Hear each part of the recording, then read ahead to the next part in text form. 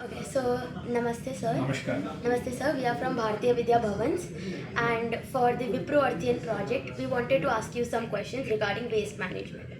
My question was, how do you manage a business with this green waste which you are doing in CII? How do you manage both the things? We know it's a non-profit, but how do you manage the business aspect and also the green waste? Yeah. It's a very brilliant question. In my opinion, it's not only our own office campus where you are sitting.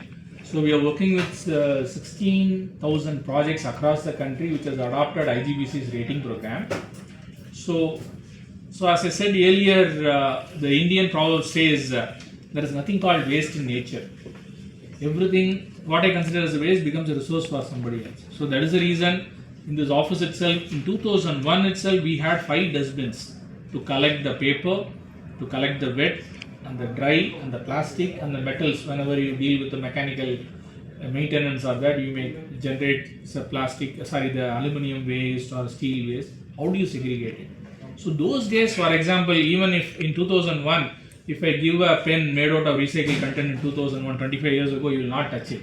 You will be wondering, Anand, what kind of waste he has collected, what kind of a process he has made. By touching this, I may get some rashes or some, that kind of concerns were there. But fast forward in 25 years, now the technology has improved, people have become more sensitive, there is enormous amount of innovative ways to make the material finished good. We call it as upcycle or recycle or circular economy, so that to make a better pen or this. So now today proudly people say, my material, be it a pen or a cement or a steel, it is completely made out of recycled content.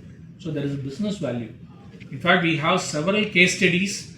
The firms which started with in a small room with only few lakhs in 2000, processing only on the civil construction waste material or the electronic waste, now they are all grown up in 100 times actually. So the waste has become a very big, it is there in our DNA actually. So now we are bringing in more and more systems in place. And then government also, for example, Telangana government has given 2 color-coded bins in every single house, the dry and the wet waste. On many houses, they have organic waste converter. So enormous amount of case studies are applicable, available, and then huge business opportunities are there in our country. So my question to you is, in your opinion, what do you think is the biggest challenge that India is facing right now?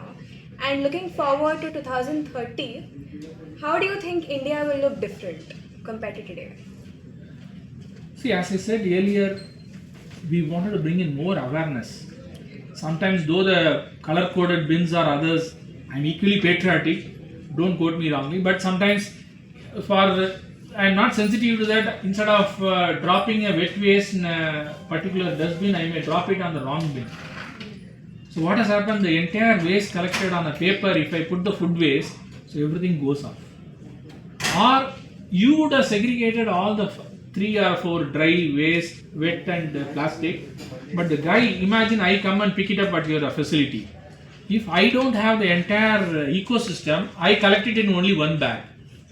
So the whole effort, so what I would suggest is the bringing in more awareness, bringing in the entire ecosystem we have to develop, so that when you are living in an apartment, you are segregating dry and wet. So when the floor level it is happening in the apartment level, then at the society level, then things will happen. So how do we bring in more and more awareness to every single individual? See, if you go and talk to, I learned it from my own grandmas and grandparents only. The moment they read the newspaper, next day they will keep it in the same order. And then they will give it to the kabadi wala for 10 rupees only. But you know it very well. During my childhood days, I am 55 years old man today. My childhood days, I used to get a Horlicks in a glass bottle. If the Horlicks is exhausted, we used to clean it and put sugar or a salt. Even if the lid is broken, the glass bottle is converted into a flower pot in those days. So we extend the entire life cycle. So we used to carry the cloth bags whenever I used to go to a shop to buy a coconuts or curry leaves. So what I mean is, how do I make this as a sensitized? It should come from within. The government and others can bring in enormous amount of, they are encouraging more and more. But if it doesn't come from within, it may not be that effective. So now the entire awareness, now kids, the moment you open up the chocolate wrapper, you look for a dustbin. If it is not there, you put it in your pocket. So when you see the nearest dustbin, you put in it. So that kind of an awareness has come in. So the world is much safer on the young kids' hands. So you all should lead from the front, so that it becomes much more greener and effectiveness. So 2030 is not too far, hardly 5. See, this itself, IGBC headquarters itself, is when we formed it, we had a vision of having several thousands of resource efficiency projects. Now you see, when it started in one way, there were a lot of doubting Thomases, whether it will add value or not. Today you see, everybody started believing in, because it's adding value. 17,000 projects, 14 billion square feet of space, right from Kashmir to Kanyakumari, from Kohima to Kutch, cutting across all the 5 climatic zones. People are adopting because it is adding value, more so for the waste management. That is the reason IGBC has an exclusive rating program on IGBC Net Zero Waste to Landfill. So there's a huge opportunity. The future is very bright, and young kids, you are all leading it from the front. We are here to equip you with more and more systems, so that we all live in a much more greener, cleaner and safer world. Yes. Sir, looking back on your journey, what key lesson about sustainability and leadership would you like to share to generation to us? See, the next, as I said, my chairman, late Dr. Premsi Jain Saab, always says that the world is much more safer in the younger hands like you all. Having said that, here, how do we ensure that it goes seamless? Because we have created islands of excellence. My office is green, but the moment I get into the roads, if it is the payments may not be there, or I wanted to use the public transport, if the public transport systems are not there, that is how we in IGBC are closely working with various stakeholders. How this center of islands of excellence, because imagine, since you are all from, you have scored very high marks, 100 out of 100 in maths. How do you replicate in other subjects also, correct? I cannot say that I love maths teacher and maths and I scored very high. I may not like geography, I cannot say that I will score 30. So like that, how do you bring in the entire ecosystem? Because it should be, imagine a boundary of a project, if it is green, the benefit should be beyond the boundary. So how every single citizen, 1.4 billion people, all of our citizens of India, they all should breathe a cleaner air. All of them should be having an access to a potable, clean water. All of them should be living in a better places for wherever, whether the places where they live, work, all of them. So that is how we see India has a huge opportunity. On top of it, our Honorable Prime Minister has committed that India will become a net zero carbon by 2070. So all of you will be there by 2070. So whatever you and I are doing, it may be very symbolic or a small act today, how that will make India as a net zero carbon by 2070. So there is a huge opportunity, and whatever the buildings which will be present in 2050 and 70 are there yet to come. 70% of India is yet to be built. So since you asked about the business leadership, you will have India has a huge opportunity. There are more amount of schools has to come, manufacturing facilities, data centers, more airports, all of that have to come. So India is in the safer hands, and India is full of opportunities. There may be some challenges, as we all ask. We in IGBC see always the challenges provide more opportunities. We see that as an opportunity. Do you think that India can realistically achieve zero waste future, or is waste always a part of growth? When you do any man-made activity, definitely you are going to generate waste. For example, as I said earlier, net zero buildings, many countries, they felt that India may not be able to lead or may not have projects on net zero energy. Today, as I am talking to you all, India has 200 net zero energy, net zero water projects. So it is doable, it is viable.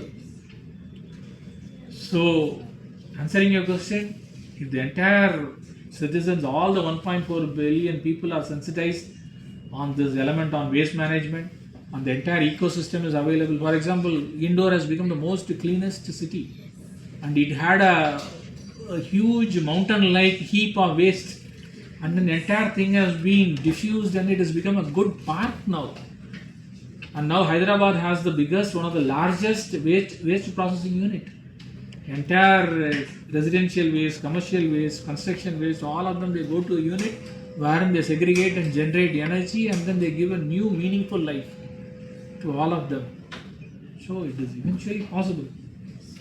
What future technologies or innovations do you think like it will transform the way industries now process the waste? See, it depends upon what kind of industry we are dealing with. Imagine you are talking about automobile industry. They generate enormous amount of metal, water, chemical waste. So their entire waste stream is different. We are also working with many industries also. If you are dealing with a residential apartment, that is much simpler. At the max, you generate more of a dry, wet waste and some few food waste once in a while when you host a big event like a festivity or so it is easier to handle. So there are now, you see, it is like we are tracking only the technological changes happening in the car or a mobile. Every year we look forward for a particular mobile model. We track. Same thing is happening in the waste management also. The way in which we are using the artificial intelligence, the way in which we are using the machine learning to segregate the waste, to give a new meaningful life, all of that is happening in the waste management also. This is also equally an interesting subject, wherein every single minute as we are talking, there are a lot of innovations coming into the waste management systems also. Yes.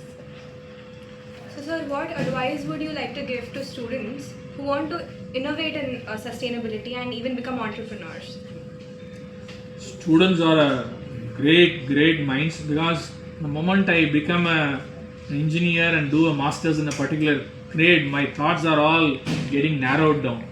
Whereas young students in the grade of 11th and 12th like you all, you have a larger horizon and then you think very wide actually.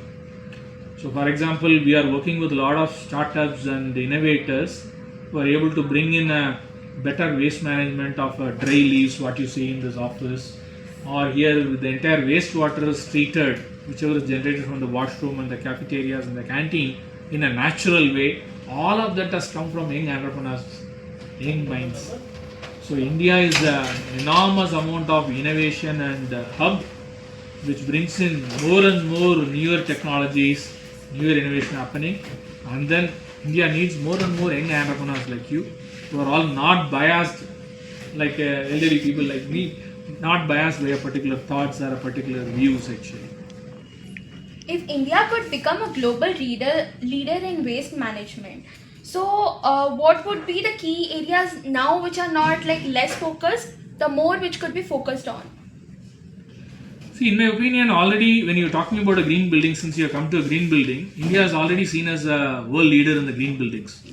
What it started as one building here, today we are handling, I don't mind repeating it, we are handling 16,000 projects. Almost 15 billion square feet is going green, which has made India a global leader. The full credit goes to the state government, both at the state and the central level, and the architects, engineers, and the stakeholders. Same thing is applicable in the waste.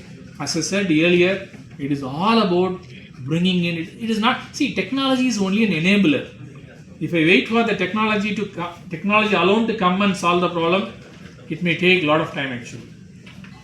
For example, some of the developed countries, they have all the technology, but still they are not closer to the net zero waste, correct?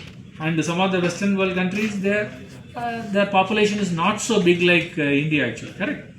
So what I'm saying is, in my opinion, personal opinion, technology is only an enabler. As I said, when you are committed to a particular cause and the purpose, you have a vision. My house should become more and more greener. I will not generate one plastic bag.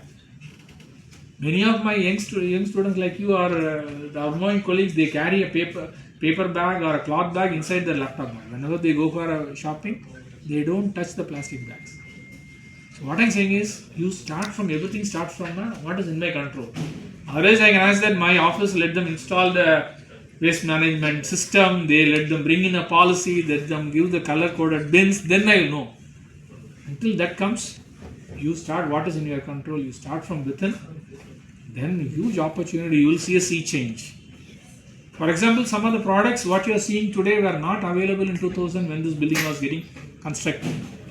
The more and more people like you started demanding, that has brought in more and more innovators, more and more entrepreneurs to do it in a better way, aligned with our Indian climatic condition, Indian mindset, Indian culture, Indian ethos, all of that has started flowing in. Sir, what actually inspired CII? Because most of the industries which are in the industrial line, they doesn't work on the sustainability. So, any specific reason like which could encourage other industries also to work on such specific line?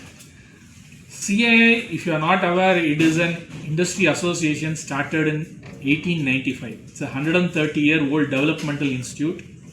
We believe in what is good for a country and what is good for the citizens of our country should be done.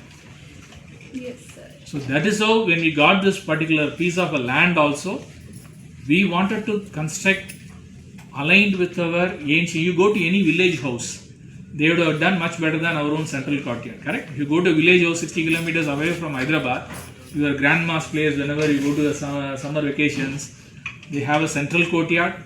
The entire bedrooms and the kitchen and everything is all around the central courtyard. The central courtyard brings in more fresh air, more daylight, more water during the monsoon and brings more light to the spaces. So it is there in our system. So that is the reason. How? So because now everything has become contemporary, correct? In those days, we won't be able to get the idlis in the northern part of the states, or in the south we may not get the rotis. Now we are living in 2025. Everything has become contemporary. Music has become contemporary. Food has become contemporary. So that is how we in CII wanted to showcase how a tradition and a technology can coexist. Though we have a thousands of years of tradition and methods of that wisdom will carry forward. But the challenges of 21st century may be slightly different. So how that will be like a guiding compass, and we wanted to showcase tradition and technology can coexist in this kind of ecosystem and add value to the people, and then it brings in economical benefit, it brings in environmental benefit, and it also brings in social benefit. Thank you, sir, for your pleasure. Thank you. All the very best for the Bhartiya Vidya Bhavan Vidhyashram students for the project. Thank you. So much, sir.